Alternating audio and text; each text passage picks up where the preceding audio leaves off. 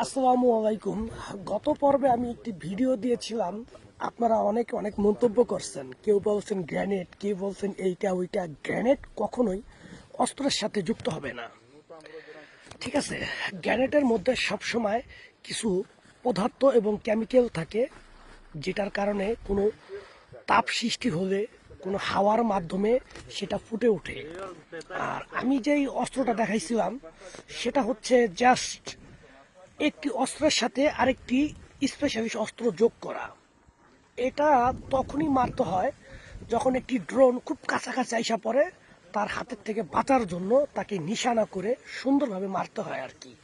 কিন্তু আপনারা অনেক মন্তব্য করছেন, আসলে এই সব অস্ত্র বাংলাদেশে নাই, এটা শুধুমাত্র রাশিয়ার মধ্যেই আছে। তো আপনারা অনেকে না যাই না অনেক মন্তব্য করছেন, আমি আপনাদেরকে দেখাই তাহলে বুঝবেন। দেখেন তাহলে, এই যে দেখেন, এটা কি গ্রেনেড? পরেন, সমস্যা নেই।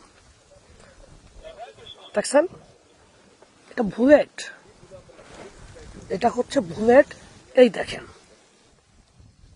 যখনই ওই বুলেট থেকে এখানে আঘাত করে, এটার মাধ্যমে, কম্পনের মাধ্যমে এই যে বুলেটটা বের হয়ে আসে এবং এটা শত্রুর যে কোনো দিকে নিশানা করে মারবেন, সেখানে গিয়ে পড়বে। তো এটাকে আপনারা কিভাবে গ্রেনেড বলেন? গ্রেনেডটি কখনো এইভাবে ছড়া দিয়ে থাকবে? এখানে কি লেখা দেখছেন? 40 মিলিমিটার। আপনারা উল্টা পাল্টা বলছেন, তারপর আবার দেখে নেন কোনটা গ্রেনেড বলে আর কোনটা বুলেট বলে। সেটা যাদের বোঝার ক্ষমতা নাই তারা একটু ভালো করে দেখেন। দেখেন, এটা যে হিসাব, সেটা যারা স্পেশালিস্ট, যারা অস্ত্র হাতায়, সেনাবাহিনীর কোনো ব্যক্তি হলে, যারা স্পেশাল ট্রেনিং প্রাপ্ত, তারা বুঝবে। আমরা ভাই অনেক কষ্ট করে, অনেক ট্রেনিং করে তারপর আসছি, চুক্তির মেয়াদও শেষ পর্যায়ে চলে যাব। তারপর আপনাদেরকে দেখাই, এই দেখেন, এটা একটা বুলেট। এই দেখেন, বুলেটের নিচে এই যে এরকমই থাকবে, যে কোনো বুলেট থাকুক তাদের এখানে নিশানা থাকবে। এখানে এই পিস্তলের কাছ থেকে আঘাত পায়, তখন এখানে কিছু পদার্থ আছে আর কি, যেটা কিনা আপনার ওই মানে খুব দ্রুত চলার জন্য, তখন এই যে বুলেটটা, এটা গিয়ে যেখানে নিশানা করবেন সেখানে গিয়ে লাগবে। এটা বুলেট। এটা হচ্ছে কি আপনার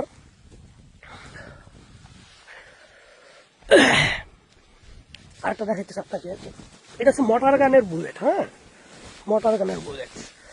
এটা হচ্ছে আপনার AK-47। তারপরে এই যে দেখেন, এই যে এই দেখেন, এটা হচ্ছে AK-47 এর বা AK-72 বা AK-12, এই অস্ত্রের একই বুলেট। দেখতে পাচ্ছেন?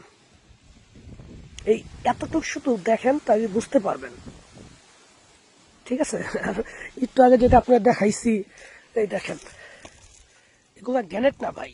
যে না বুঝে তার জন্য অনেক কিছু।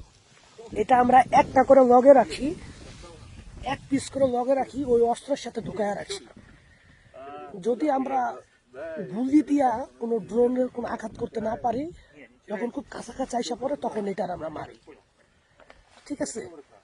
তো এটা মারলেও প্রচন্ড শব্দ হয়, কারণ সবগুলাই বুলেট। এটাও একটা বুলেট, এটাও একটা বুলেট। দেখছেন?